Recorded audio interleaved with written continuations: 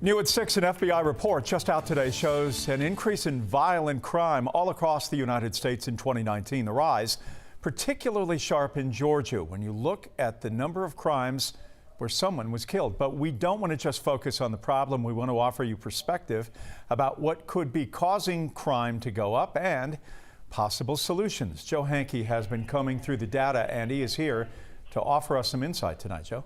Well, Jeff, the FBI estimates released today show nationwide homicides jumped nearly 30% from 2019 to 2020.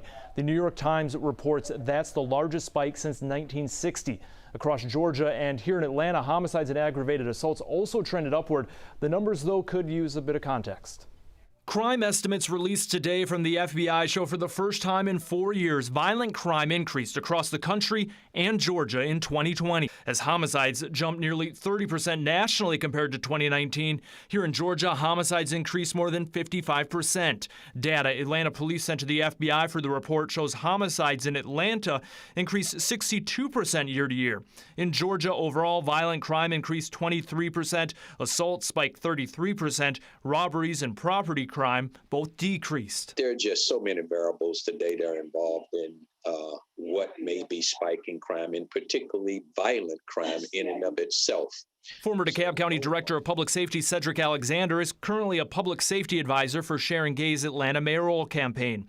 Alexander says while violent crime from 2019 to 2020 trended upward on the national, state, and local level, it is hard to say across the board why crime is trending upward, as the issue is often very community-based. He says repeat offenders, unemployment, children being out of school, the pandemic, issues surrounding policing all could have played a role. But you would really have to focus in on each city individually and do a study, a very detailed study in each one of those cities. While crime spiked last year, though, the rate of homicides and aggravated assaults are still well below totals from the late 80s and early 90s. Alexander says the focus must be to get ahead of the trend now before current crime numbers are normalized and record highs return. How individual communities respond, he said, will need to be tailored to their unique and local needs. We have to utilize all of our technology, all of our data analysis that we have in front of us in order to be able to be as predictive as we can, but understanding that human beings are very complex individuals, and what we may do today may not work tomorrow.